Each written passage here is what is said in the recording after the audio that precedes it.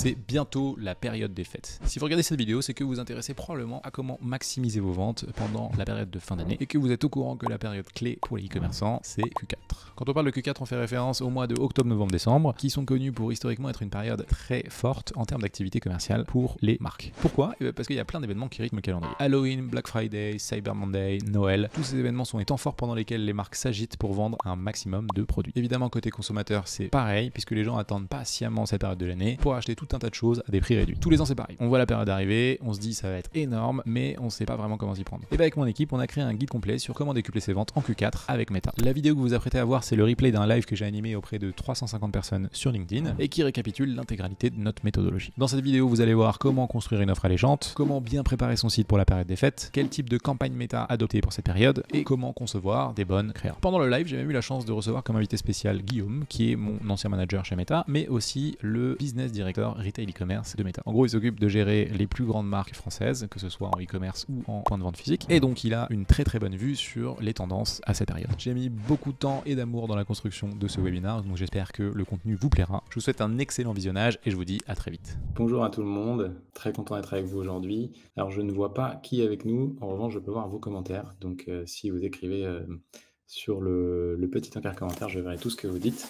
Bienvenue dans le tout premier live de Rhodes. Aujourd'hui, on va parler de e-commerce et je suis très content d'être avec vous. Ça faisait un petit moment qu'on travaille sur ce webinaire, donc ravi de pouvoir partager ça avec vous. Alors, pour commencer déjà, je vais peut-être me présenter, puisque je pense qu'il y a une partie des personnes ici qui ne me connaissent pas. Donc moi, je m'appelle Étienne, je suis le fondateur de Rhodes, qui est une agence de social ads spécialisée dans l'e-commerce. Et avant ça, j'ai eu un parcours notamment dans les GAFA. J'ai travaillé quelques années, 5 ans respectivement, enfin 5 ans au total et 3 et 2 ans respectivement chez Google et chez Meta. Après ça, j'ai monté une première agence de grosse marketing et depuis maintenant un peu plus de 8 mois, je suis à la tête d'une agence qui s'appelle Rhodes. Alors, Rhodes, qu'est-ce que c'est ? C'est donc une agence social ads spécialisée dans l'e-commerce qui a été fondée donc en janvier 2023. Aujourd'hui, donc en 8 mois et demi, on est une petite équipe de 9 personnes. Donc vous pouvez voir la majorité des têtes à l'écran. Et on est répartis en 2 pôles. Donc on a un pôle performance qui s'occupe de paramétrer, gérer les campagnes de nos clients, notamment sur les plateformes des réseaux sociaux, et un studio créatif qui s'occupe de produire des images et des vidéos à des fins de publicité. Pour donner quelques chiffres sur ce qu'on fait, donc nous, en moyenne, on a 4 millions d'euros de budget publicitaire sous gestion à l'année, principalement sur la plateforme Meta. On a accompagné depuis qu'on s'est créé un peu plus de 45 marques et on a 2 indicateurs qui nous tiennent à cœur, qu'on mesure et qu'on moniteur principalement, qui sont des indicateurs de satisfaction client et employé, donc le Net Promoter Score et le Employee Net Promoter Score. Et ça, c'est du coup les moyennes que vous voyez à l'écran sur les derniers mois, sachant que c'est une note qui va jusqu'à 100. On accompagne dans notre portefeuille de clients, alors j'ai pas pu tous les mettre malheureusement, mais on accompagne, comme vous pouvez voir, principalement des e-commerçants. On a un peu tout type de clients, ça va du baby care, en passant par la cosmétique, en passant par la parfumerie, la mode. On a tout un tas de clients avec lesquels on travaille sur les problématiques d'acquisition. Le point commun, les dénominateurs communs de ces clients-là, c'est qu'ils sont pour la grande majorité des e-commerçants. On a quelques marques aussi qui sont des retailers un peu plus traditionnels, avec notamment des boutiques physiques comme Promode ou eDekids. Ça vous donne un petit panorama de ce qu'on fait. Alors aujourd'hui, on a un programme qui est assez chargé, donc on va rentrer tout de suite dans le vif du sujet pour ne pas perdre de temps. Il y aura une première partie sur Q4, donc pour remettre un petit peu à plat ce que c'est Q4, pourquoi c'est un point, ou en tout cas une étape importante pour les e-commerçants.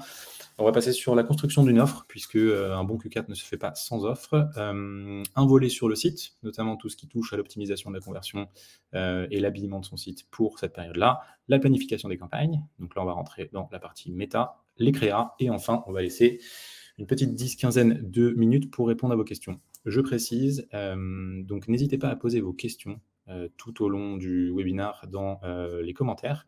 En fait, moi, ils remontent et donc je peux les voir. Et il y a Jordan que vous ne voyez pas, mais notre équipe qui s'occupe de sélectionner des questions. Donc en fait, il y en a qui reviennent. L'idée, c'est qu'à la fin, pendant les 10 à 15 minutes de webinaire qui resteront, moi, je vais prendre les questions qui sont le plus revenues ou qui sont les plus intéressantes et je vais y répondre en live. Donc n'hésitez pas, tout ce que vous postez, on le lit. Alors, pour commencer, Q4, qu'est-ce que c'est ? Q4, c'est une période qui est très très forte historiquement en année. Donc l'année dernière, il y a eu 802 millions d'euros qui ont été dépensés juste sur la journée de Black Friday. C'est absolument énorme. Il y a 42 millions de Français qui ont effectué un achat en ligne. Donc c'est quasiment 2/3 de la population, ce qui est aussi énorme. Et ce qui est intéressant, c'est qu'on observe un taux de conversion qui est en hausse de 30% sur cette période-là. Donc il y a une forte intention d'achat. Pourquoi il y a autant de ventes sur cette période-là? Eh ben, pour la simple et bonne raison que en fait, il y a pas mal d'événements qui rythment tous les 3 mois de octobre à décembre, avec certains événements que vous voyez à l'écran, notamment Halloween, les Single Days, mais particulièrement en fait toute la partie Black Friday, Cyber Monday et Noël, pendant lesquels il y a évidemment beaucoup d'achats. Il y a un point qui est intéressant sur notamment la conjoncture économique actuelle. Il y a au cœur des débats, notamment depuis la crise, la pandémie Covid et la récession qui s'en est suivie, eh bien, on se rend compte qu'en fait, tous les sujets financiers sont de plus en plus au cœur des préoccupations de manière générale, mais particulièrement en France. Et ce que vous voyez à l'écran, c'est les résultats d'une étude qui a été menée par Ipsos, où on posait à plusieurs milliers de personnes, en fait, comment vous vous débrouillez financièrement ces temps-là. Et ce qu'on voit dans les réponses, c'est qu'on a eh bien, en fait, plus de 2/3 des personnes pour qui c'est pas la folie. Donc ça met cette partie financière, pouvoir d'achat au cœur des préoccupations. Et un autre indicateur intéressant, pour corroborer ce que je viens de dire, c'est notamment, au-delà d'être au cœur des préoccupations, c'est aussi un sujet de discussion centrale entre proches, entre amis et entre familles notamment. Ce que vous voyez, c'est une étude issue de Meta, et qui en fait répertorie toutes les conversations, notamment sur sa messagerie type Messenger ou WhatsApp, autour des sujets comme le coût de la vie ou l'argent. Et ce qu'on voit en fait, c'est que c'est en très très forte progression d'une année sur l'autre. Donc voilà, il y a quand même un sujet sur la partie achat, et ce qui fait de cette période-là une période pendant laquelle notamment les promos sont les bienvenus par les consommateurs. Q4, c'est une période qui est connue aussi pour être forcément très convoitée des annonceurs. Donc, qui dit annonceur dit évidemment plus de diffusion publicitaire et donc un inventaire égal des CPM qui augmentent. Mais la bonne nouvelle, c'est que, comme vous pouvez voir à l'écran, en fait, les taux de conversion, ils augmentent proportionnellement. Ce qui veut dire qu'au final, si on se débrouille pas trop mal, on peut tirer son épingle du jeu et générer des ventes tout en étant rentable. Petit point également sur les nouvelles fonctionnalités de Meta. Donc, pour celles et ceux qui sont les plus experts, vous connaissez probablement les fonctionnalités type Advantage Plus ou autres.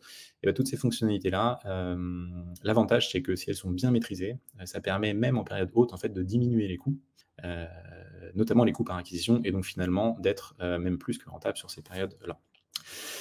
Conclusion, à la croisée entre ces deux mondes, donc de la demande et des inventaires publicitaires sur lesquels on peut diffuser, il y a des opportunités à saisir. Et donc, l'intitulé de ce webinaire, c'est faire x10 sur ses ventes en Q4 avec Meta. La question, c'est est-ce que c'est vraiment possible? Et la réponse est oui. Ce que vous voyez à l'écran, c'est un cas client, donc un client de l'agence de Q4 l'année dernière. En réalité, ce n'est pas vraiment un client de l'agence parce qu'on n'existait pas. C'est un client que je gérais moi seul en tant que freelance avant de monter Rhodes. Et ce qu'on a fait, comme vous pouvez voir, c'est une augmentation assez drastique des budgets, notamment sur novembre et décembre, puisqu'on est passé de un peu moins de 3 000 € en septembre à 3 000 et quelques en octobre, à 6 000 en novembre et à plus de 30 000 en décembre. Et le résultat de tout ça, donc c'est un dispositif assez complet qu'on a mis en place avec pas mal de testing, et ça a fait x13 sur les dépenses et x43 sur les conversions. Donc c'est possible de faire des gros volumes de ventes sur cette période-là. L'intention est là. Alors, pour parler de Q4, pour ceux qui ont suivi mes posts LinkedIn, vous avez peut-être vu qu'on avait un invité spécial. Et donc aujourd'hui, on a l'occasion d'avoir avec nous Guillaume Cavaroc. Guillaume Cavaroc qui est Business Director Retail E-Commerce CPG Tech chez Meta, et qui est également mon ancien manager. Donc, il a accepté de prendre un petit moment dans son emploi du temps très chargé pour venir nous parler. Et donc aujourd'hui, on va avoir la chance de pouvoir échanger avec lui. Salut Guillaume, comment tu vas? Salut Étienne, ça va, merci, bonjour à tous. Bon, c'est trop cool de t'avoir avec nous, merci beaucoup de prendre du temps. Donc, comme je disais, toi, tu es donc à la tête de toute la business unit Retail e-commerce chez Meta. Ça fait des années que tu bosses, tu as vu le truc évoluer. Avec, donc pour les personnes qui nous écoutent, Guillaume, dans son équipe, a donc plusieurs personnes qui sont en charge en fait, de toutes les grandes marques retail et e-commerce françaises, donc toutes les anciennes que vous connaissez, que ce soit en physique ou en e-commerce. Et donc, ils accompagnent notamment sur toute la stratégie Meta, donc Facebook, Instagram, entre autres, sur l'orchestration, la planification de tout ce qui est dépenses publicitaires sur leur plateforme. Donc, Je sais que ton temps est précieux, donc pour profiter en fait du fait qu'on t'a avec nous, ce que j'ai fait, c'est que j'ai listé 3 petites questions, et je pense que le plus simple, c'est que je te les pose et que, tu me donnes un peu ton avis sur ce que tu en penses. Ça te va si on fait comme ça? On y va. Allez, c'est parti. Alors, première question pour toi, Guillaume. Quelles sont, les grandes tendances que tu observes sur Q4? Alors, il y a une tendance qui n'est pas nouvelle, mais qui, chaque année, on va dire, s'amplifie. C'est le fait que ça démarre de plus en plus tôt. Tu vois, si on réfléchit à la période enfin pré-Covid, il y avait le Black Friday. Déjà, le Black Friday, c'était un vrai Black Friday, c'est-à-dire que ça se passait surtout Friday, quoi. Aujourd'hui, c'est plus le cas. C'est une Black Week. Ça va ça dure 10 jours. Ça va jusqu'au Cyber Monday. Et surtout, nous, on le voit hein, sur nos courbes, les stratégies vraiment d'anticipation, de teasing, de réchauffement d'audience, etc. Et tout, elles se passent de plus en plus tôt, dès fin octobre, début novembre. Et en fait, quand on parle de Q4, même le gros mois, c'est novembre. Moi, quand je regarde ma courbe de dépenses, que ce soit e-commerce ou retail, c'est novembre le plus gros mois. Ça continue, hein, en décembre, il se passe des choses hein, dans le e-commerce. Tant qu'on peut livrer, il y a toujours des gens qui vont acheter le vin s'il y a une livraison en 48 heures.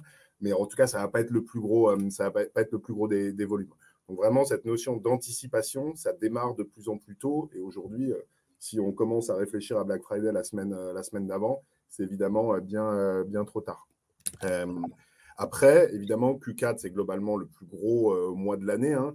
Il y a des e-commerçants chez qui ça peut peser quasiment la moitié du spend.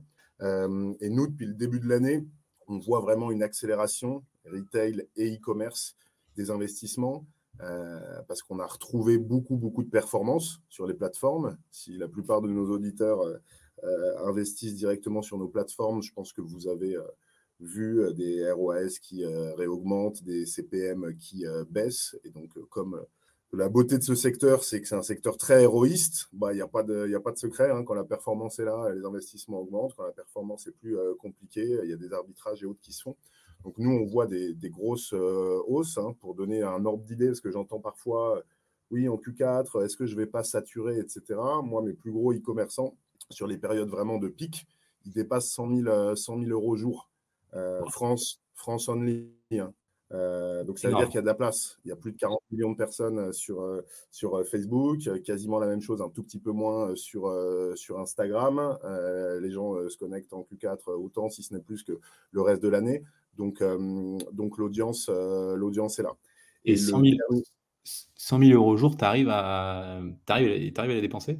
Enfin, tu as suffisamment d'audience Ouais, tu peux les dépenses. Après, évidemment, si tu es sur une niche ou autre, moi je te parle de gros commerçants, généralistes, de la marketplace qui touche un peu à tout le monde. Si c'est sur une micro-niche et que tu vends, je sais pas, des pendules, bon, évidemment que ce sera peut-être un peu compliqué, mais en tout cas, si tu as une gamme et une offre produit large, évidemment. Donc voilà, c'est un peu ça les grosses tendances.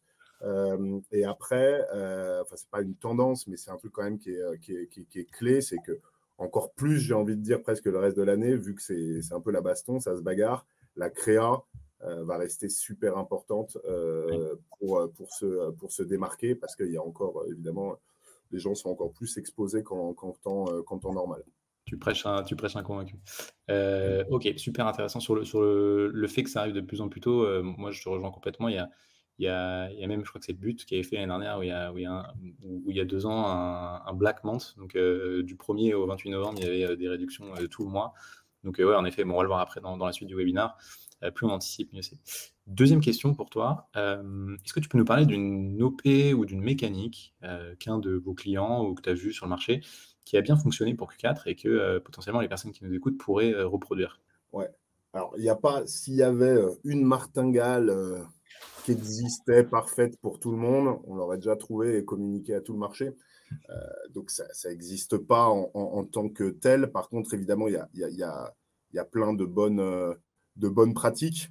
Ce que tu disais, hein, ce qu'on disait tout à l'heure, c'est que vraiment l'anticipation, le réchauffement des audiences, une audience, on va dire, chaude sera toujours plus efficace que quelqu'un qui va découvrir ton produit juste avant.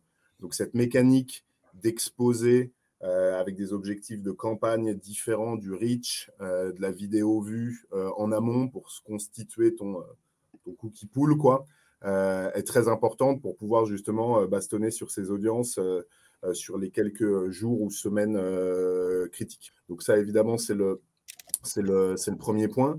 Après, c'est plus un don't à pas faire. Nous, on voit beaucoup, malheureusement. Enfin, il y a encore des gens, en fait, ils se disent, vu que j'ai plus de choses à dire, vu que j'ai plus de budget, il faut que je multiplie du coup les campagnes.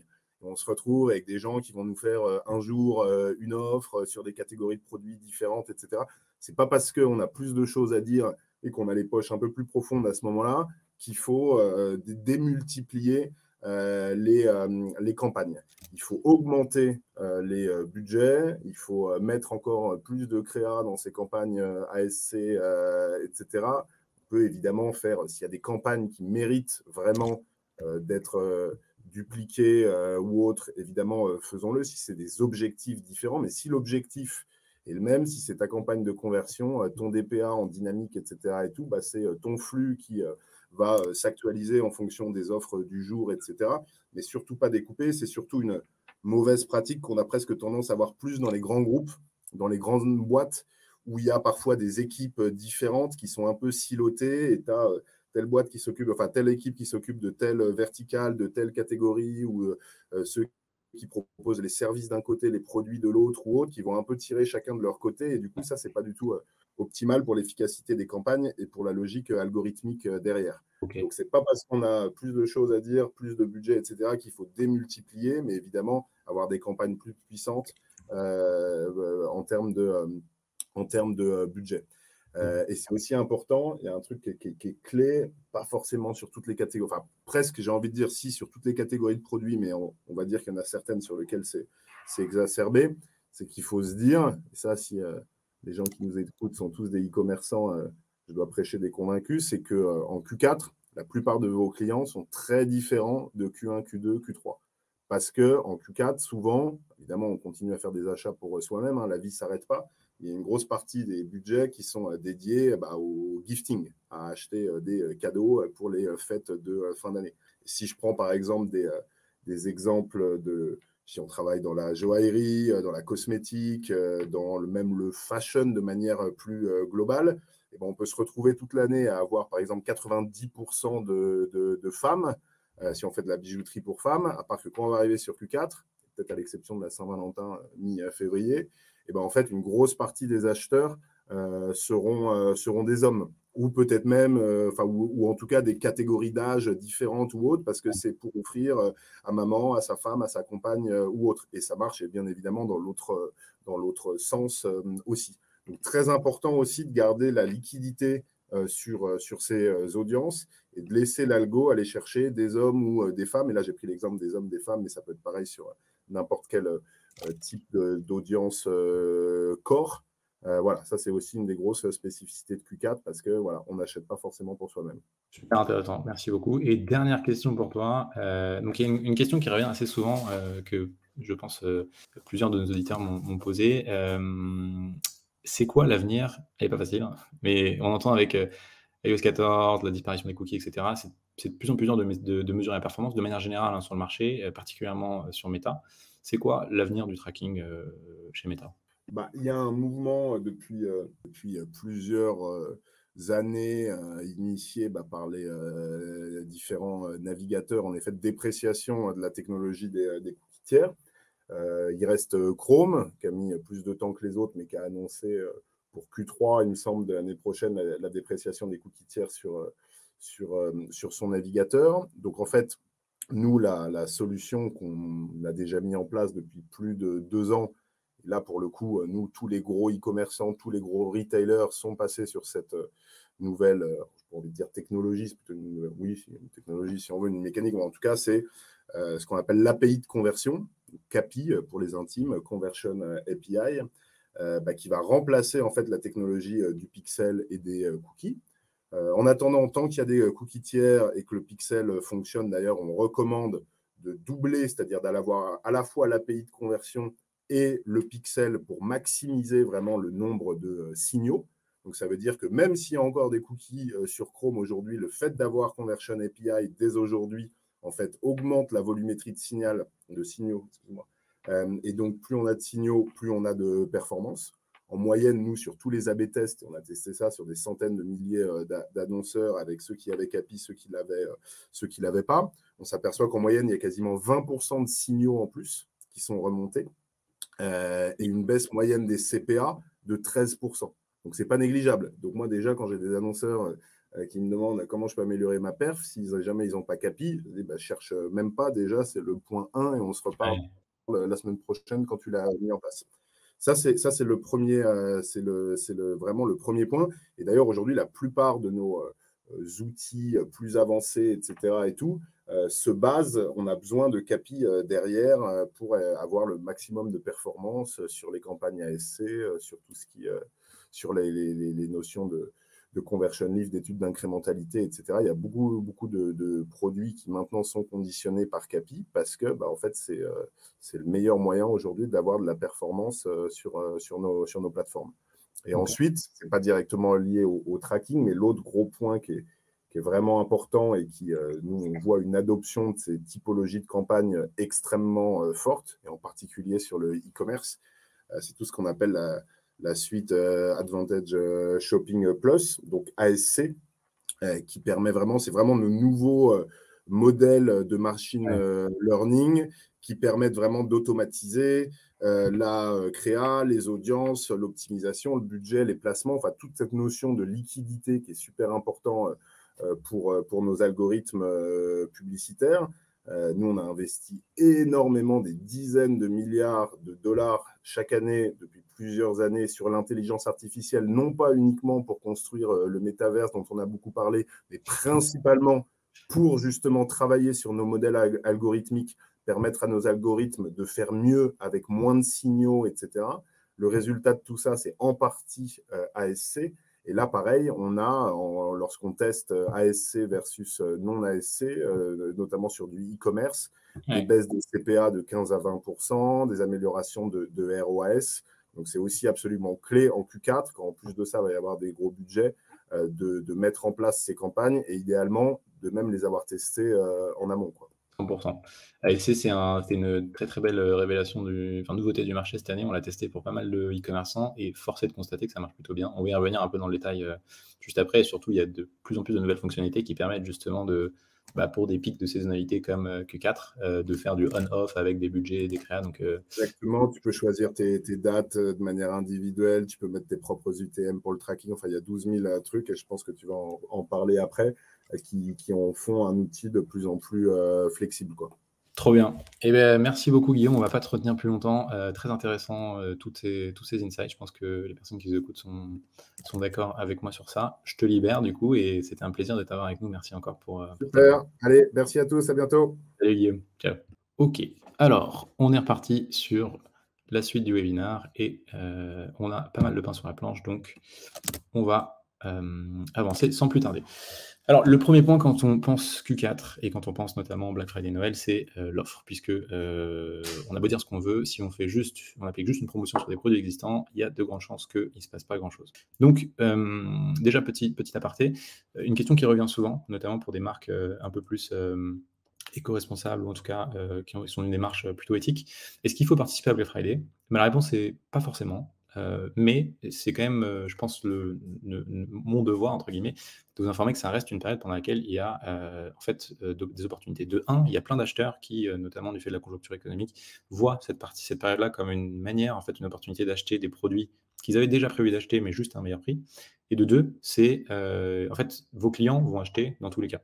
Donc, c'est une opportunité économique à saisir. Et après, si vous êtes vraiment dans une démarche anti-promo, il n'y a rien qui vous oblige à faire des promotions. Vous pouvez simplement surfer sur la visibilité de l'événement. Donc, par exemple, Green Friday, que vous connaissez probablement. L'année dernière, il y a des marques comme, je crois que il y a 2 ans, il y a des marques comme Bonsoir qui l'ont très bien fait. Et si vous vendez aussi des produits qui sont éthiques, durables, donc par exemple, je ne sais pas, j'ai 900 Care qui me vient en tête, qui font tout ce qui est réutilisation, abonnement, etc. Donc ça, c'est des choses que vous pouvez mettre en avant. Vous pour sensibiliser vos consommateurs pendant cette période-là. Et ce que font aussi de plus en plus de marques, c'est reverser une partie des profits à des causes sociales et environnementales qui sont en lien avec votre cible, et notamment communiquer dessus dans les emails, etc., pour qu'il y ait quand même une contribution à tout ce qui est empreinte carbone.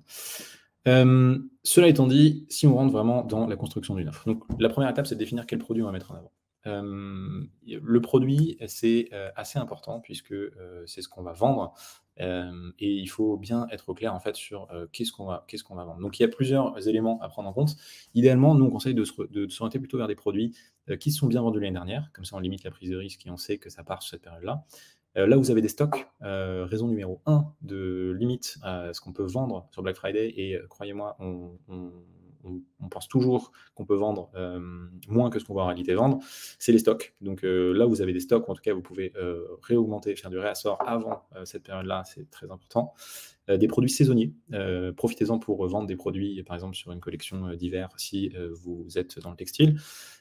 Complémentaires, donc très, très important aussi, on va le voir après dans la construction de son offre, d'avoir des produits qui peuvent s'associer les uns aux autres, avec de bonnes marges, puisque si vous faites de la promo, vous allez évidemment rogner sur vos marges, donc il faut que ça puisse se compenser par des paniers plus élevés, ou en tout cas que vous restiez rentable sur l'opération, qui ont des taux de retour faibles, puisque la dernière chose que vous voulez, c'est la période de Noël, pendant le rush, vous retrouvez avec énormément de retours, et qui pourront être expédiés déjà, et facilement, idéalement, c'est encore mieux. Pour affiner l'analyse, il y a 2 choses que vous pouvez faire assez simples, vu que là on est encore en amont, c'est si vous avez une communauté de clients, les sonder tout simplement, en leur demandant ce qu'ils prévoient d'acheter pour Black Friday. Est-ce qu'ils prévoient d'acheter? Si oui, quel type de produit et qu'est-ce qu'ils aimeraient voir de votre part? Si vous avez des clients, une communauté engagée, ça peut être un très très bon retour marché.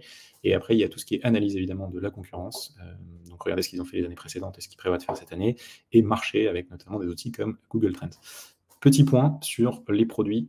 Q4, c'est pas le moment de tester des nouveaux produits, puisqu'en fait, si vous avez un lancement de produit, ça peut être vous pouvez être tenté de surfer sur l'effet Q4, mais vous n'avez pas de recul sur est-ce que ce produit se vend, est-ce que quels sont les coûts par acquisition, etc. Donc, moi, je serais d'avis de la jouer safe et d'aller plutôt sur des produits qu'on a déjà prêtés. Ensuite, une fois qu'on a défini le produit, il y a l'offre.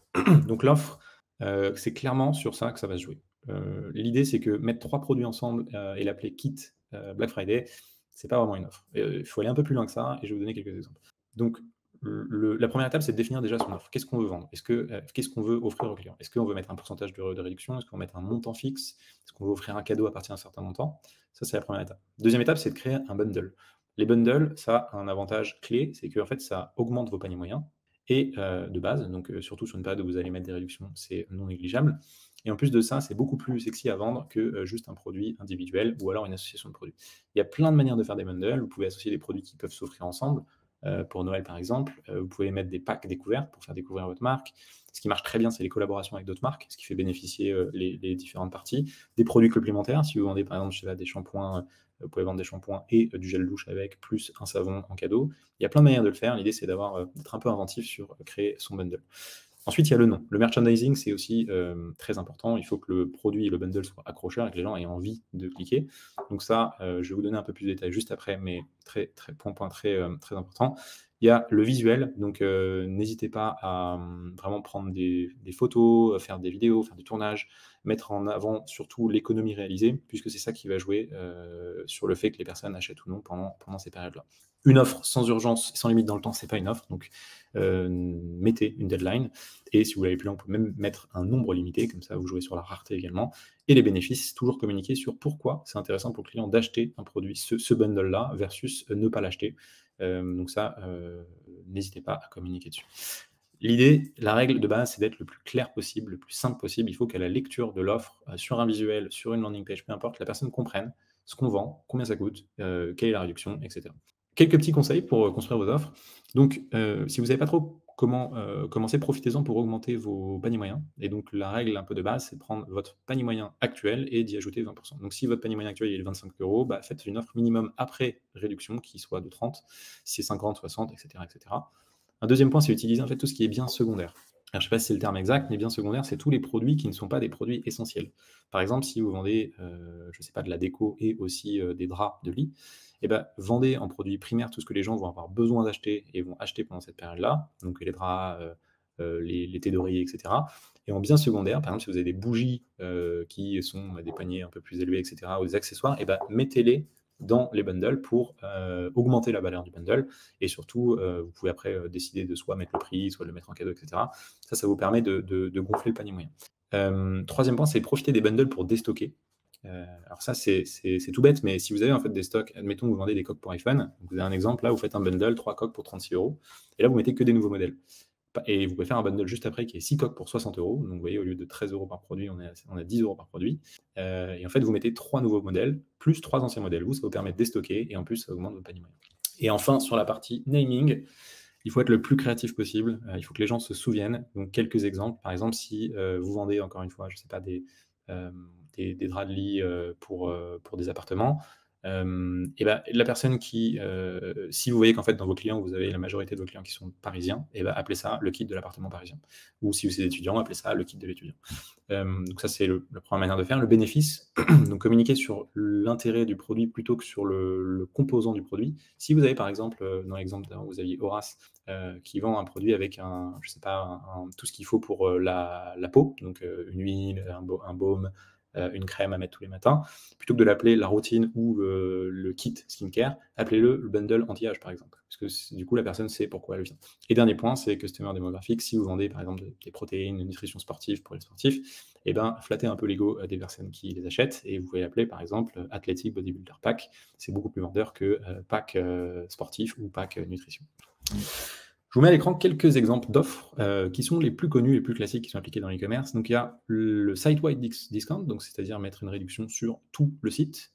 Discount par catégorie, qui se fait beaucoup, notamment sur les marketplaces, avec par exemple moins 30% sur l'électroménager. Sélection de produits, donc là c'est vous qui choisissez, notamment pour du déstockage, de labelliser certains produits sur lesquels vous appliquez X% de réduction.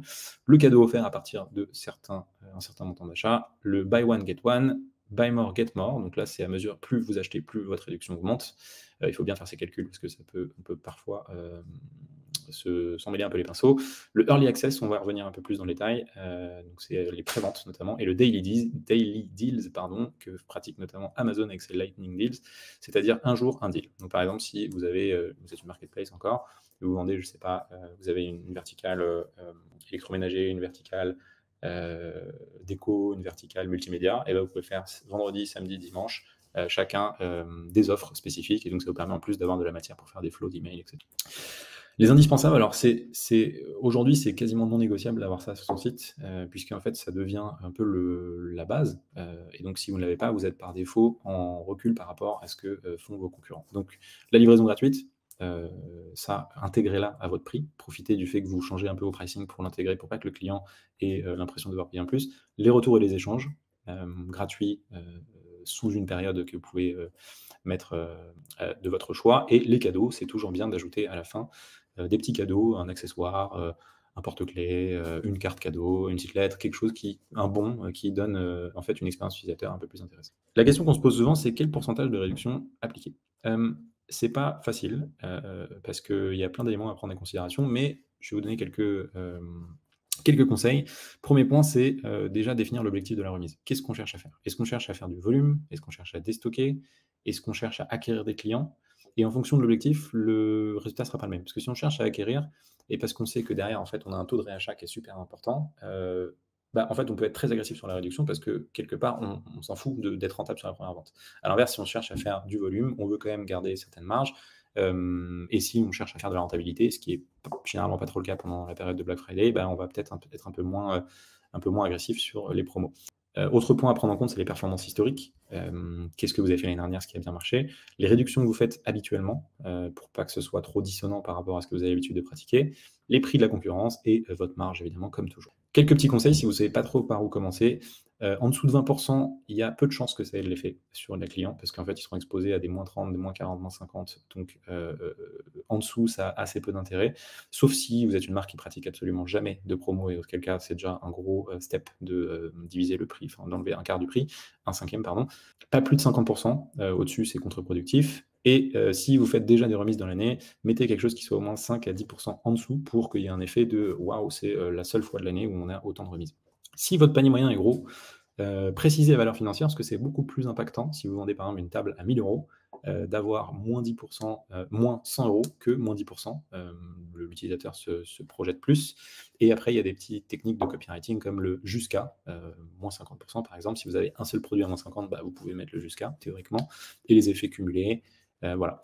Petite technique, si vous ne savez pas quel prix appliquer et vous ne savez pas à quoi répond votre audience, vous pouvez faire en amont, par exemple, profiter, je ne sais pas, des French Days d'automne ou de Halloween pour tester. En fait, sur un produit, par exemple, votre best-seller, vous prenez la même créa, que vous dupliquez en 3 et vous appliquez à chaque fois un prix différent. Par exemple, moins 20, moins 30, moins 40%. Et vous associez à chaque fois une landing page différente. Vous n'avez pas besoin de modifier tout le texte, c'est juste le prix qui change. Et vous diffusez ça sur un split test dans Facebook Ads. Split test, en gros, et ça va vous permettre à audience égale, à budget égal, à diffusion égale, on va voir en gros le résultat. Et ça vous permettra de mesurer sur les indicateurs de taux de conversion, de taux de clic, etc., ce qui répond le mieux. Et parfois, c'est pas parce qu'on augmente plus la réduction qu'on a plus de conversion. Donc, ça vous permet de trouver ce qui est suffisant pour avoir un montant de réduction appliqué. Et dernier point sur la partie réduction, il y en a beaucoup qui sont frileux parce que ça risque d'abîmer leur marque. En fait, Q4, c'est la seule période pendant laquelle faire des réductions, ça n'abîme pas votre marque, puisque absolument tout le monde le fait. Et si vous avez peur pour l'image des marques, dites-vous que même Apple fait des réductions pendant Black Friday. Et pourtant, Apple sont connus pour avoir une très bonne image des marques. Donc, une fois qu'on a construit son offre, on rentre dans la partie site. La partie site, elle est super importante parce que c'est ce vers quoi on va rediriger l'utilisateur et c'est là où va se passer la grande majorité des transactions, à part si vous vendez via Instagram ou Messenger, mais j'en doute, c'est vraiment l'élément central. Premier point, c'est les pages produits. Donc, j'ai essayé de vous mettre des choses qui sont très actionnables, comme ça vous pouvez vous faire une petite checklist de ce qu'il faut faire. Globalement, la page produit, il faut que ce soit le plus clair, limpide possible et que la personne n'ait aucune raison de ne pas passer à l'étape suivante. Donc, précisez le montant de la remise qui aura au checkout directement, utilisez les prix barrés, tout ce qui est effet d'ancrage, ça marche très bien. Les délais de livraison, super important, notamment dans les périodes de Noël. Il y a pas mal de gens qui n'osent pas commander parce qu'ils ne savent pas si ça arrivera à temps. Donc, si vous livrez avant Noël en livraison express, précisez-le. Les conditions de livraison et de retour, donc là vous voyez dans l'exemple c'est explicitement écrit free returns, donc on sait très bien que si ça ne nous plaît pas on peut le renvoyer.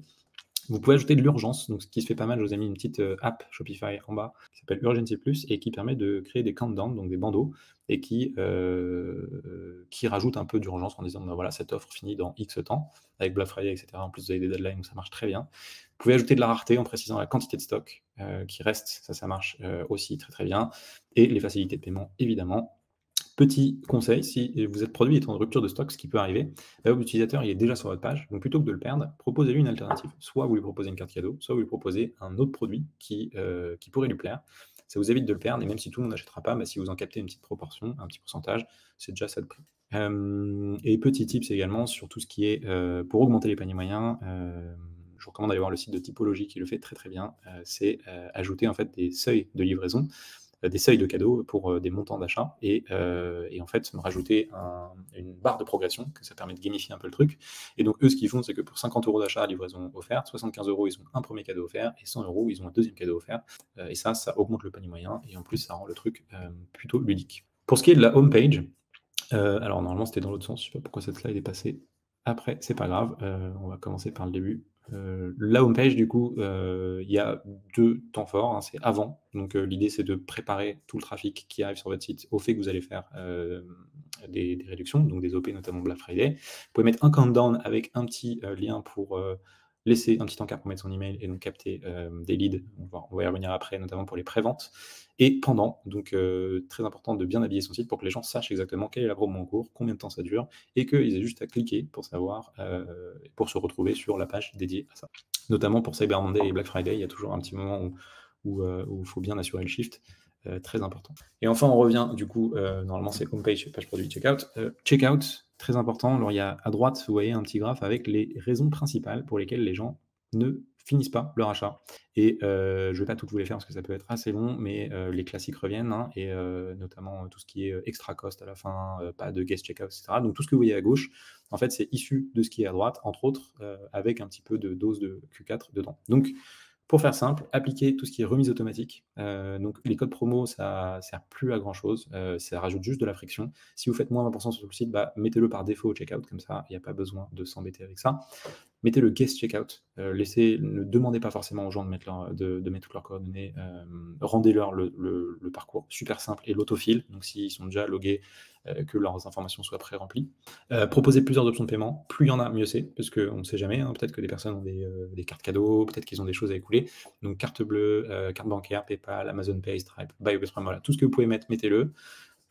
Les options de Buy Now, Pay Later, il y a eu une étude qui est sortie, alors c'est aux US, mais il y a une augmentation, je crois que c'est de 20 ou 25% des conversions qui passent par Buy Now, Pay Later, qui sont tristement le reflet de, je pense, la situation économique, mais ça peut permettre de passer à l'action, notamment sur des paniers moyens plutôt élevés. Limitez tout ce qui est distraction. Si vous voulez faire de l'upsell, du cross-sell et mettre des pop-up, mettez-les avant ou après le checkout, mais pas pendant. Ce que vous voulez pendant le checkout, c'est que la personne checkout. Donc, rendez-lui l'exercice le plus simple possible et surtout éviter un maximum de distractions.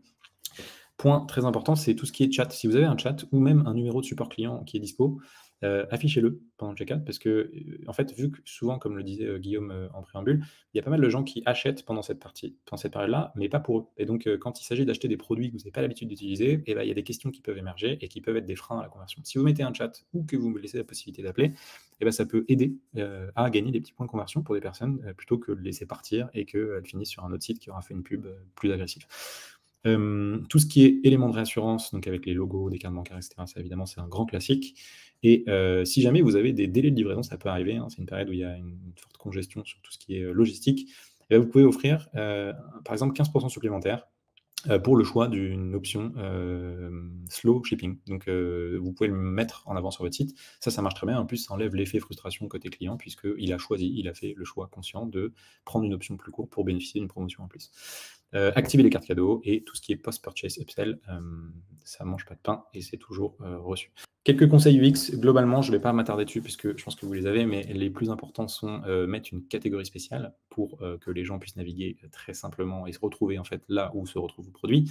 Vérifiez que votre site est responsive. Il y a 69% des achats pendant Black Friday, Cyber Monday 2022 sur Shopify qui se sont faits sur mobile, donc c'est non négociable. Pour tout ce qui est pop-up de vos clients logués, alors c'est un petit détail, mais s'ils ont besoin de se reloguer, ça peut être un peu frustrant, donc n'hésitez pas à le mettre en place. Et la wishlist, très intéressant, notamment dans une période d'achat. Il faut se dire que c'est comme quelqu'un qui va au supermarché.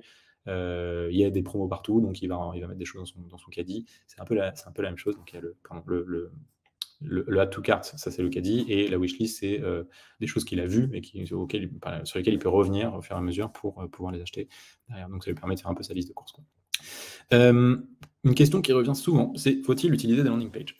Alors, pas nécessairement, mais c'est vrai que les landing pages en e-commerce, c'est un booster de conversion, notamment parce que ça permet de présenter une offre spécifique. Donc, si vous faites une landing page, vous pouvez le faire. Et moi, ce que je vous recommande, c'est de répondre à ces 5 questions quand vous la créez et quand vous la construisez. C'est 1, qu'est-ce qui est vendu? 2, en quoi acheter va m'apporter quelque chose. Donc ça, c'est pour le client qui comprenne le bénéfice qui découle du produit. 3, qu'est-ce qui donne à cette marque, donc en l'occurrence vous, la légitimité de vendre ce produit. Donc là, il faut vraiment user et abuser de la preuve sociale, de tout ce qui est argument presse, avis client, témoin, etc. Test d'usage, j'en passe. 4, pourquoi acheter maintenant? Donc le sentiment d'urgence. Et 5, quand est-ce que je vais recevoir le produit si j'achète maintenant? Donc, vous avez un exemple à l'écran, alors elle n'est pas complète parce que je n'avais pas la place, mais une landing page bien copyrightée, bien faite, ça peut augmenter, mettre en avant notamment les bundles, ça peut augmenter le taux de conversion, et ensuite vous rediriger sur votre site. Donc ça ne sert à rien de créer un site à part, hein. C'est juste une ombrelle qui va se mettre au-dessus de votre site, qui va vous permettre de filtrer le trafic sur tel ou tel bundle, et ensuite d'envoyer sur le checkout. Et petit bonus, la roue promotionnelle. Alors, je sais qu'il y a plein de e-commerçants qui ne sont pas fans de ça. La roue promotionnelle, ça marche plutôt bien. Nous, on l'a testé sur quelques clients. Et l'idée, c'est de juste de mettre, vous avez la petite app Shopify, mais il y en a d'autres, qui s'appelle Willify. Ça va mettre une petite roue sur votre site et qui incite l'utilisateur en fait, à donner son email. Et en échange, il peut tourner la roue. Notamment pendant les périodes de promo, ça marche bien, puisque vous pouvez, par exemple, donner, 10% livraison gratuite, etc. Donc, pour ceux qui sont déjà dans une intention d'achat, c'est cool, ils ont un petit truc en plus et ils passent à l'action plus facilement. Et pour ceux qui ne sont pas convaincus, vous avez leur email et vous pouvez les activer derrière par email. Ça coûte pas grand-chose, surtout si vous avez beaucoup de trafic. Et nous, on a eu des résultats très bons sur certains clients avec qui on a mis en place ça pendant les French Days de mai. Et il y a des marques comme Boku qui sont un très très beau use case sur le e-commerce qui le font tout au long de l'année. Donc, vous allez voir sur leur site, vous naviguez 1-2 minutes, au bout d'un moment, vous avez la petite roue qui va pop-up. Donc ça, petit point à bonus, c'est toujours ça de prix. Je vois que le temps passe, donc je vais accélérer et on va rentrer du coup dans la partie planification des campagnes. Alors, planification des campagnes Meta, une fois qu'on a du coup l'offre et le site qui sont carrés, il faut déjà premièrement définir son budget. Pour définir son budget, c'est très simple. On commence par définir un objectif de chiffre d'affaires ou de nouveaux clients. On définit un objectif de CPA ou de ROAS et on déduit son budget. Donc je donne 2 exemples. Exemple numéro 1, j'ai fait 50 000 € l'année dernière, je veux faire 100 000 € cette année. J'ai un ROAS cible pour être rentable sur mon dispositif marketing qui est de 4. Il me faut donc 25 000 € de budget marketing. Exemple 2, je veux acquérir 500 nouveaux clients, je m'en fous d'être rentable. Moi, ce que je veux, c'est pouvoir les réactiver derrière parce que je sais que je vends de l'abonnement, je vends des produits, etc. Et mon CPA est de 30 €. Il me faut 500 x 30, 15 000 € de budget marketing pour mon opération. Un conseil, 2 conseils plutôt. Mieux vaut trop que pas assez dans cette période-là. Et il est assez rare qu'on dépense, comme vous l'a dit, on dépense tout son budget, comme vous l'a dit Guillaume tout à l'heure. Il y a des annonceurs qui vont jusqu'à 100 000 € par jour. Donc c'est pour vous dire à quel point il y a en fait une manne absolument énorme à aller chercher. Et raisonner budget dispositif global, vous allez voir juste après, en fait, toutes les étapes de votre mécanique d'acquisition n'auront pas les mêmes ROI. Il y en a qui en auront même pas du tout. Donc, raisonner en fait OP global plutôt que ROI à la semaine parce que vous risquez en fait de prendre des mauvaises décisions. La partie préparation de compte, quelques points très très importants qui notamment peuvent vous limiter. Donc la structure, il faut que vos structures soient les plus simples possibles, il ne faut pas que ce soit lourd. Ne complexifiez pas avec un maximum de vertical, etc. parce que vous allez faire de l'autoconcurrence, ça va alourdir le compte. Voilà, ça c'est tout ce qui est usine à gaz, il faut éviter. Il faut avoir un nombre de campagnes très simple. Si vous avez des campagnes evergreen, donc c'est des campagnes qui tournent en acquisition fil rouge, si elles sont performantes, gardez-les. Il n'y a pas d'intérêt à les couper. Si elles ne sont pas performantes ou que vous voyez que les perfs baissent, vous pouvez réduire ou les couper pendant Black Friday et ensuite les réallumer juste après. La limite de paiement, ça arrive tous les ans. Des annonceurs qui en fait se disent ah merde, j'ai dû couper parce qu'en fait ma limite de compte elle est à temps. Donc faites une demande, augmentez cette limite-là puisque ce serait bête en fait de voir un momentum et de se dire qu'on ne peut pas vendre. Pareil pour la rupture de stock, c'est un peu la même logique. Et mettez à jour vos catalogues. Si vous avez des produits qui sont particulièrement soldés, mettez des labels, comme ça vous pouvez créer des ensembles de produits, faire des DPA qui sont dédiés dessus, etc. Donc ça c'est pour les gens un peu plus techniques. Et en termes de budget, donc il y a 2 écoles, daily versus lifetime. Donc est-ce qu'on fait un budget quotidien ou un budget au global? Moi je recommande généralement plutôt quotidien puisqu'on a plus la main dessus et ça permet d'être flexible si jamais on voit que ça prend bien, alors que lifetime, on est figé dans le temps. Planifier ses campagnes, alors il y a quelques petites règles automatiques qu'on peut utiliser, notamment pour activer, désactiver les budgets. Donc vous avez des exemples à l'écran, pareil pour les annonces. Et il y a des nouvelles fonctionnalités qui ont été annoncées récemment par Meta. Le budget scheduling qui devrait arriver en Q4 pour tous les comptes, c'est-à-dire que sur une campagne existante, vous pourrez mettre un bid multiplier en disant, voilà, sur la période du 18 au 24 novembre, je dis n'importe quoi, je vais augmenter de 300% de mes budgets et ensuite je veux que tu rebaisses. Et ça, vous pouvez le mettre dans votre campagne, ce qui vous évite de créer une nouvelle campagne, de faire des règles auto et ça prévient l'algorithme en fait qu'il y aura des variations dans vos chiffres et donc notamment pour la phase d'apprentissage, c'est plutôt bien. Et la deuxième fonctionnalité qui est déjà live pour une partie des comptes sur les ASC, donc les campagnes Advantage Shopping Plus, vous pouvez mettre une date de début et date de fin pour des annonces et donc dire voilà, cette annonce-là, je veux la diffuser que pendant Black Friday et ensuite je veux vous la désactiver. Donc ça, c'est une manière assez simple de s'enlever une épine du pied puisque le jour J et pendant cette période-là, vous aurez probablement d'autres chats à voter. Ok, je rentre dans le dispositif Meta en 3 temps. Cette année, nous, le dispositif qu'on recommande et qu'on va mettre en place, il est un petit peu différent de ce qu'on peut voir et ça vient particulièrement d'une méthode de Ezra Firestone, pour ceux qui connaissent, qui est un très bon, un gars qui est vraiment fort sur la partie média et direct to consumer. Et l'idée, en fait, c'est de raisonner en 3 temps. La première phase étant donc réchauffer ses audiences, à peu près 10% du budget du 1er octobre au 31 octobre. Et là, l'objectif, c'est pas du tout de faire de la vente. En fait, c'est de créer des bassins d'audience à recibler à moindre coût. La logique derrière ça, c'est de se dire que en fait, les gens ne vont pas acheter. En fait, l'intention d'achat sera forte pendant cette période-là. Donc, on mise sur le fait que dans tous les cas, les gens vont vouloir acheter et il faut juste être présent au moment où on achète, au moment où au moment où ils vont être dans la disposition d'achat. Donc pour ça, ce qu'on veut, c'est maximiser en fait tous les bassins d'audience qu'on peut recibler derrière à moindre coût. Et en plus, ça permet d'esquiver en partie les CPM, mais on le verra après, c'est d'autant plus important dans la phase 2. Donc là, pour ça, 4 campagnes. Une campagne de vue de vidéo, donc 50% de votre budget des 10%, hein, donc ça fait 5%. Là, vous mettez un objectif de vue à 15 secondes. Vous pouvez mettre 2 vidéos, donc présentation par exemple assez courte, et une vidéo un peu plus longue où vous mettez UGC, testimonial, etc. L'idée, c'est de faire découvrir en fait vos produits à des nouvelles personnes. Campagne de trafic, si vous avez des blogs, vous sponsorisez vos top articles de blog ou des pages qui sont informatives, vous redirigez avec un objectif de vue de page de destination. Ce que vous voulez, c'est en fait que les gens viennent sur votre site. Campagne d'interaction, un objectif interaction. Donc là, vous prenez vos meilleurs créas, vous les mettez dedans et vous poussez un maximum pour que les gens interagissent, commentent, etc. Ça fait aussi des audiences méta, ce qu'on appelle les social engagers, qu'on va pouvoir recibler derrière. Et la campagne notoriété, la dernière, donc là, c'est pour augmenter la couverture. Pas besoin de mettre beaucoup de budget, 10%, donc 1% du total. Et là, vous mettez aussi vos top créa winners. En termes d'audience, il ne faut pas trop se prendre la tête. On reste sur de l'audience d'acquisition pure, donc froide, intérêt, lookalike acheteur, lookalike client, etc. Pensez bien à faire vos exclusions. Ce que vous voulez, c'est aller chercher des nouveaux clients. Donc ça, c'est la phase 1. Ensuite, la phase 2, du 1er au 22 novembre, là, c'est là où on va commencer à vraiment accélérer. 50% du budget. Ce qui se fait de plus en plus et qui marche très bien, en fait, c'est de vendre une grosse partie de son Black Friday, notamment, donc là, sur le dispositif, on est spécifiquement sur Black Friday, sur en fait des Early Access, donc VIP list, et donc avant Black Friday. Il y en a qui sont un peu tarés et qui font ça, qui font des Black Week, voire des Black Months. Nous, on recommande de le faire quelques jours avant. Et surtout d'ouvrir, en fait, l'idée c'est de proposer aux personnes qui se seront sign up en amont, en fait, une vente avec des prix attractifs qu'ils n'auront pas, ou en tout cas des produits exclusifs que d'autres personnes n'auront pas pendant le Black Friday. Donc il y a vraiment ce sentiment d'exclusivité. Et l'idée c'est de miser une grosse partie de son acquisition là-dessus. Donc nous on recommande 2 campagnes, une campagne d'acquisition pure et dure, où là on va aller chercher un objectif de prospect. Et en termes d'assets publicitaires, c'est très simple. Vous voyez un exemple à droite, mais je vous montrerai d'autres exemples derrière. C'est vraiment on va droit à l'essentiel, venez profiter des sales, etc. Et une campagne de retargeting où là, pour le coup, on va commencer à recibler les personnes qu'on a, les bassins d'audience qu'on a, pour les inciter à s'inscrire. Donc, vous pouvez recibler par exemple les personnes qui ont vu vos vidéos à 15 secondes, les personnes qui ont vu à 95%. Si vous avez des vidéos longues, super quali comme audience, c'est les personnes qui ont passé du temps avec vous, qui connaissent votre marque, etc. Visiteurs des pages promues, les visiteurs à 180 jours, donc il faut vraiment y aller large sur les audiences si vous avez du budget. Social engagers, donc toutes les personnes qui ont interagi avec vos top publications notamment, et les acheteurs, c'est très bien parce que les acheteurs, s'ils sont déjà acheteurs chez vous, évidemment, ils vont avoir plus de propension à s'inscrire, et ça, c'est bien pour la délivrabilité dans les mails derrière.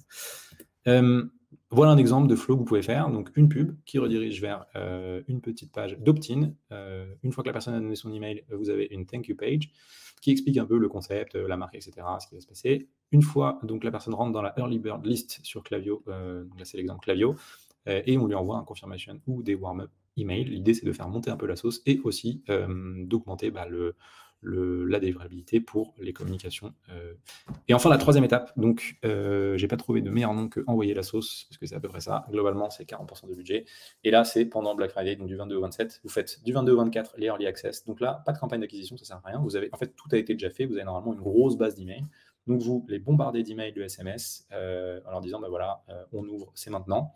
Ensuite, du 24 au 26 novembre, une campagne d'acquisition. Là, pour le coup, on va aller chercher de nouvelles personnes et on va aussi retargeter. Donc là, c'est le vrai officiel Black Friday du vendredi au dimanche. Une campagne d'acquisition avec un objectif d'achat. Les assets très, très classiques, promo Black Friday, il ne faut pas trop se prendre la tête pendant cette période. Audience, on reste sur de l'acquisition avec bien les exclusions à chaque fois, clients, acheteurs, prospects, etc. Et une audience de retargeting avec 50% du budget. Donc ça fait 20% de ceux qui sont forts en maths.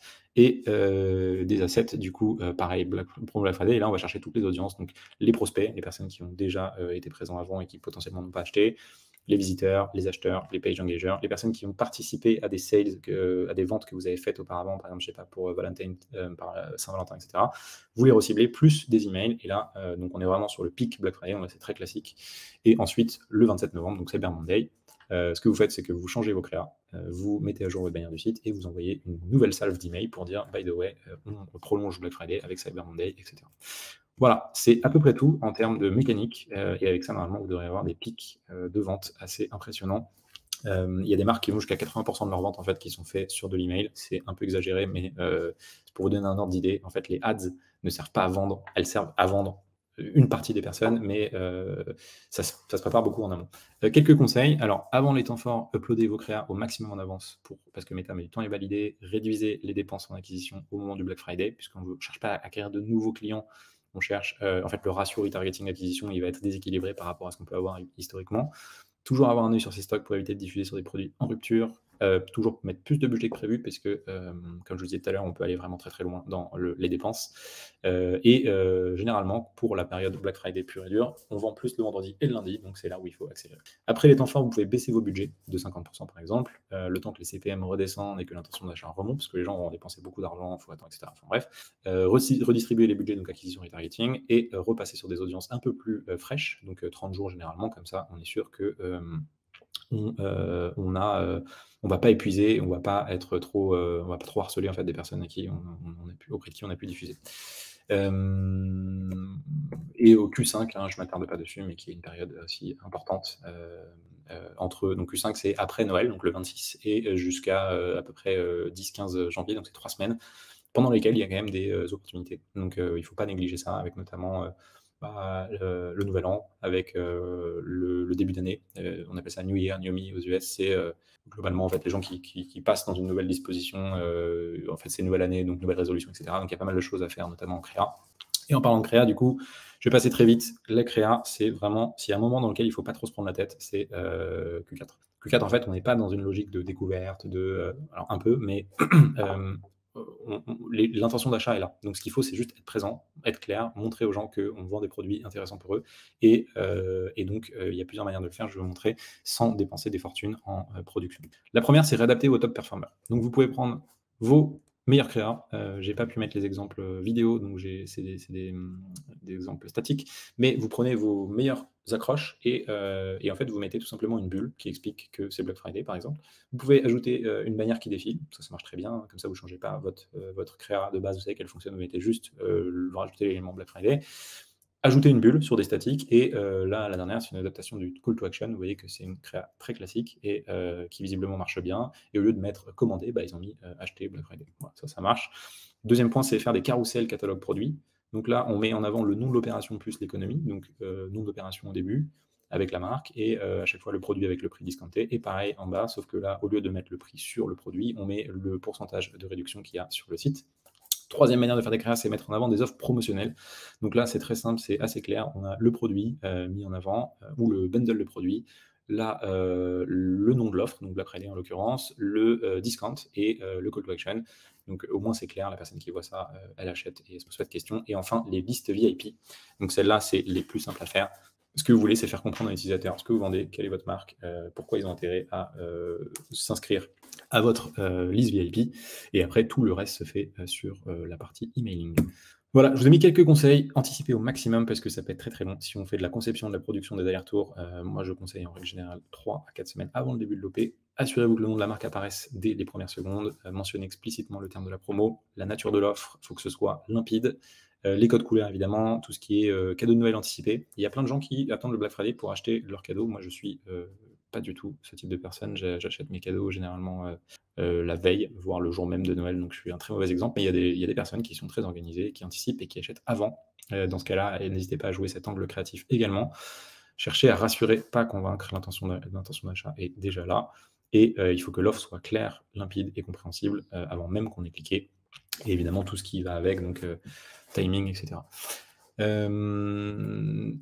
Il est 13h, je vois qu'on est un petit peu en retard, donc cette partie-là, je vais l'accélérer. De toute manière, ce n'était pas le cœur, mais globalement, en email, il y a des manières en fait, de décupler ses ventes. L'email, c'est une arme très très forte. Nous, on n'est pas des grands experts en email. On a beaucoup de clients avec lesquels on travaille sur des mécaniques, Klaviyo, etc. Mais il y a des agences qui font ça très bien. Globalement, on peut retenir qu'il y a 3 phases. C'est pré-Q4. Donc là, l'idée, c'est d'engager avec son client. Donc on peut mettre tous les types d'emails que vous avez à gauche. Donc c'est que les personnes répondent, interagissent, commentent, etc. pour déjà faire du whitelisting et être mieux en délivrabilité. Et surtout, créer en fait un lien avec la personne. Q4, donc là, 100% transactionnel. On bombarde avec l'ouverture, les early bird, livraison gratuite d'un minute, etc. Donc il y a des marques D2C qui vont jusqu'à 4 mails par jour pendant Black Friday, donc il ne faut vraiment pas hésiter. Et si derrière vous avez en plus des offres quotidiennes, il faut faut en profiter pour pouvoir pour leur communiquer ça. Et autre point, donc un élément différenciant, peu l'utilisent, pourtant ça marche très bien, le SMS. Le SMS, c'est une manière de connecter avec votre client et surtout si votre client vous a donné son numéro de téléphone, il vous a donné accès à son téléphone et c'est quand même quelque chose d'assez personnel. Donc la reco, c'est si vous avez des numéros de téléphone, exploitez-les, mais faites-le bien. Donc beaucoup moins fréquemment qu'en email et faites-le surtout avec un côté un peu cool. Si on reçoit juste Black Friday Sales, moins 10% en promo, moi j'ai pas du tout envie d'ouvrir. Par contre, si c'est un truc un peu marrant, avec une accroche qui change, qui sort un peu du lot, qui crée du connect, en fait, dites-vous quel type de SMS j'aimerais bien recevoir. Et ça peut être intéressant à pousser. Et post Q4, donc l'idée c'est de remercier les personnes qui sont venues, d'expliquer si vous avez fait des donations, à qui vous les avez données, peut-être faire un retour sur Black Friday, ce que ça impliquait pour la marque, etc. Donc vraiment jouer la carte de la transparence comme toujours. Et surtout mettre en place les nouveaux flows, donc pour les flows pour les nouveaux clients, pour ceux qui ont été acquis pendant les opérations, donc Black Friday, Cyber Monday, etc. Toujours bien d'avoir un welcome email comme peuvent l'avoir vos autres clients. Voilà, c'est à peu près tout pour ça. Ça fait beaucoup d'infos, j'en suis conscient. Donc la bonne nouvelle, c'est qu'on vous a compilé tout ça dans un document qui est un playbook complet qui reprend en fait ces 5 blocs qu'on vient de voir ensemble. Pour l'obtenir, c'est très simple. Il suffit de copier-coller l'URL que vous voyez à l'écran. Alors, je ne sais pas si vous pouvez copier-coller à l'écran, mais sinon, quelqu'un de mon équipe va le mettre dans les commentaires, et si ce n'est pas le cas, je le mettrai dans les commentaires moi-même. L'idée, c'est que vous renseignez votre email et ça vous envoie un petit email automatique. Vous verrez, c'est pas du grand art, hein, mais au moins ça fait le taf et ça vous permet de télécharger, enfin en tout cas d'accéder au playbook Notion, qui a été gentiment relié et relu par des membres de mon équipe. Et si vous voulez vous faire accompagner pendant cette période, vous pouvez réserver un appel de découverte. Et puisque un bon call to action est toujours avec une offre, et je en profite pour vous partager l'offre qu'on a mise en place pour Q4, qui est que pour toute signature avant le 30 septembre, c'est-à-dire dans 11 jours, on vous offre en plus du classique accompagnement Rhodes, un audit UX/CRO, donc avec page produit, checkout, copywriting et un plan d'action, un pack créa assez basique avec des statiques VIP, des statiques Black Friday, Cyber Monday et un carrousel, et tout ça pour une valeur de 1290 € et 0 € évidemment puisque c'est offert. Voilà, donc pour réserver un appel de découverte, vous pouvez me retrouver sur mon profil évidemment, et si vous avez des questions, je suis ouvert. Il est 13h03, je vais quand même prendre un petit moment pour répondre aux questions, puisque je pense qu'il y en a eu pas mal pendant le live. Et donc, pour ceux qui sont encore avec nous, déjà, merci d'avoir participé à ce webinaire. Et je vais essayer d'aller récupérer toutes les questions pour y répondre. Alors... normalement, je suis censé avoir... Ah, c'est bon, je l'ai. Hop, je vous demande une petite minute. Alors, donc une première question qui a été posée par Mehdi Zeroual. Hello, on spend 10 000 € par jour, c'est pas mal. Est-ce que ça se tente de faire littéralement x10 en spend pendant Black Friday? Et si oui, comment contrôler que ça ne parte pas en vrille? Alors, c'est une très bonne question, pas évidente, hein, parce qu'on est quand même déjà sur des niveaux de spend qui sont élevés. Alors, je pense qu'il y a plusieurs manières d'aborder la chose. Moi je dirais, tout dépend de la mécanique que tu as en place. Si tu veux mettre, en fait, si tu veux focus sur la période Black Friday, c'est-à-dire augmenter le vendredi et le dimanche, et le lundi, enfin vendredi, samedi, dimanche et lundi, il y a en fait tout ce qui est spend vertical, donc scaling vertical, c'est-à-dire augmenter plus 20%, plus 30%, etc. Tu n'auras pas le temps de le faire. Donc l'idée, c'est d'aller en fait vite augmenter ton volume. Moi, ce que j'aurais tendance à faire là d'instinct, en fait, c'est de dupliquer tes campagnes, tes adsets, et de tester plutôt scaling horizontal, c'est-à-dire aller chercher en fait des incréments, tu vois, si tu fais x5, enfin tu dupliques en 5, tu as x5 sur ton spend, et de monitorer quand même ton très en fait chirurgicalement ton spend pour éviter que ça parte en vrille, comme tu le dis. Il y a deux choses aussi qui me viennent en tête, c'est tu peux mettre en place en fait en garde-fou des règles automatiques, donc par exemple désactiver si CPA passe au-dessus de X, donc ça marche plutôt bien. Et deuxième point, c'est mettre des cost cap. Cost cap, donc c'est une limite de ROAS cible ou une limite de CPA pour que en fait, l'algo n'aille pas au-dessus s'il sent que c'est un peu la merde. Il y a quand même de très très grandes chances que si tu passes de 10 000 à 100 000 jours, ton ROAS soit en très forte décroissance, même si les taux de conversion explosent, etc. Donc moi, j'aurais tendance à anticiper. En fait, tu vas faire une petite matrice en disant OK, si je passe à 20 000, 30, 40, 50 000, quel est mon ROAS cible? Et comme ça, derrière, tu peux renseigner ça soit dans les règles automatiques, soit dans le cost cap, et tu sais qu'au moins, tu as ce garde-fou pour que l'algo ne diffusera pas. Après, il y a la question de l'attribution. Est-ce que on fait confiance à Meta ou pas? Donc ça, c'est un autre sujet. Mais en théorie, si tu as même une donnée partielle, c'est un proxy suffisant pour te dire « OK, je suis rentable ». Voilà pour la première question. Question numéro 2 de Thomas Lefranc. Salut Étienne, coucou Jordan. Salut Thomas. Quelle serait la stratégie pour un e-commerçant qui se lance tout juste avec un market fit prouvé grâce à des ventes récurrentes en organique et social? OK. Et quelle stratégie pour des e-commerçants à faible budget? Alors, double question. Donc, réponse à la première question. Quelle serait la stratégie pour un e-commerçant qui se lance tout juste? Donc, si tu as un market fit prouvé avec des ventes récurrentes en social, etc., déjà, c'est un très bon point. Moi, ce que j'aurais tendance à faire, en fait, c'est de commencer. Si tu as déjà en fait, des clients, ce que tu peux faire, c'est envoyer une petite salve d'email en fait, à tes top clients en leur disant « By the way, c'est Black Friday, vous avez des early access, etc. » Déjà, tu t'assures un chiffre d'affaires quasiment gratuit, parce que c'est juste un email et tu as des personnes qui peuvent être intéressées par ton produit. Après, ce que je conseillerais de faire, moi, c'est de ne pas prendre trop de risques. Parce que du coup, si tu es une marque qui se lance, tu as peut-être un produit market fit sur un produit, mais ce n'est pas garanti que tous les produits que tu proposes, si tu as un inventaire qui est multiple, se vendent bien. Donc moi, j'aurais tendance à focaliser sur ce qui se vend bien, essayer d'en construire un bundle. Si tu peux aller peut-être solliciter tes clients en disant qu'est-ce que vous pensez, tu vois, si tu as un peu de proximité, etc., qu'est-ce que vous pensez de ce bundle-là en termes de pricing, etc., pour minimiser en fait les risques de planter, et après le reste, en faire une augmentation progressive de budget comme ce qu'on a pu voir dans la presse. Et pour les e-commerçants à faible budget, alors c'est une vraie question. Il y a une question de contrainte de budget qui peut arriver pour pas mal de marques. En fait, je pense qu'il faut simplifier la mécanique, parce que tout ce que je vous ai montré là, c'est quand même des mécaniques assez avancées, c'est-à-dire qu'il faut quand même aller générer des ads pour du lead, ensuite mettre en place des séquences d'emails, créer en fait des early access, etc. Donc c'est pas à portée de tout le monde. Si vous voulez limiter ça, en fait, moi ce que je ferais, c'est email sur mes top clients pour faire des early access, mais un truc très simple, juste vous leur ouvrez en fait les accès avant les autres sur Black Friday, et après du coup vocaliser sur la mécanique Q4, donc Black Friday, donc du vendredi au lundi, et là vous maximisez avec les recommandations qu'on a vues tout à l'heure les dépenses. Voilà. Troisième question, Charles Nastesi. Salut. Pour la période du Black Friday, sur un ensemble de créas très orientés flux produits, carousel, collection, etc., conseilles-tu de miser davantage sur des créas diversifiés, vidéos statiques, toujours avec un objectif de conversion? Alors, j'ai pas très bien compris la question, je vais la relire. Salut, pour la période du Black Friday, sur un ensemble de créas très orientés flux produits, ok.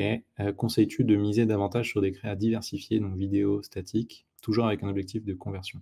Alors, en fait, la réponse classique, ce serait de dire, si tu veux vraiment pas te prendre la tête, tu fais en gros, tu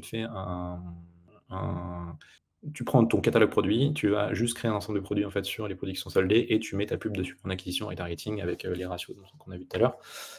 Mais en fait, je pense l'avantage et le désavantage des campagnes dynamiques, c'est que ça marche très bien, mais en fait, ça reste dans le territoire qui est celui du produit et celui de potentiellement une grande partie des personnes qui ont déjà visité ou pas le site quand on est sur le retargeting. Et donc, je pense qu'en termes d'acquisition, on peut aller un cran plus loin. Donc, soit tu fais la mécanique dont on a parlé tout à l'heure, soit en fait, tu vas chercher à pousser des bundles ou des offres qui sont un peu novatrices. Tu vas construire une petite landing page ou un truc comme ça qui met en avant pour les faire venir sur ton site, et après, du coup, utiliser le DPA en retargeting. Je pense qu'en termes créatifs, il ne faut pas trop se prendre la tête.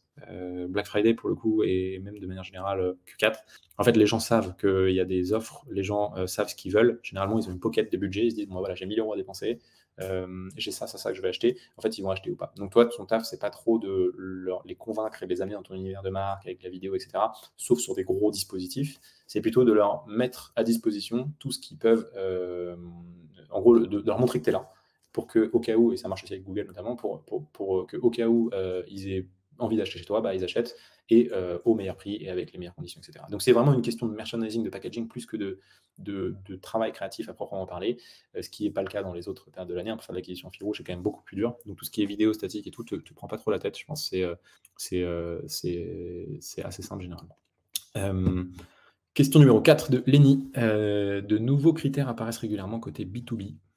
Est-ce qu'on peut imaginer un virage pour Meta en développant davantage cet aspect? Alors c'est très intéressant comme question. Je pense que de manière générale, en fait, le B2B commence. Alors moi j'avais fait un post, c'était mon premier post qui a buzzé avec toute proportion gardée, hein, mais sur LinkedIn, c'était en gros pourquoi le B2B et le B2C se rapprochent de plus en plus. Et en fait, dans les mécaniques d'acquisition, on se rend compte que les techniques sont de plus en plus similaires. Et je donne un exemple que j'ai vu il n'y a pas très longtemps, un article de blog très bien fait par Wallaxy, que vous connaissez probablement. Et ils ont fait, je crois, 1 million de ventes ou 1 million d'ARR, si je dis pas de bêtises, ou x2 sur leur CA, je sais plus, mais un chiffre faramineux, juste en faisant une OP Black Friday. Donc, c'est pas trop utilisé en fait en B2B, pourtant ça marche, parce que les décisionnaires en fait sont des personnes comme nous, enfin comme tout le monde, qui eux aussi vont sur Instagram, qui eux aussi vont sur Facebook. Et en fait, on a tendance à scinder ça, alors que finalement, on peut toucher une personne de la même manière, avec les mêmes créas, avec les mêmes messages, etc. Donc, en réalité, en plus, quand on pense à Meta, ce que devient Meta aujourd'hui, pour les médias bayers les plus aguerris d'entre nous, on est en fait, plus ça va, moins l'audience sert à cibler, et plus la créa sert à cibler.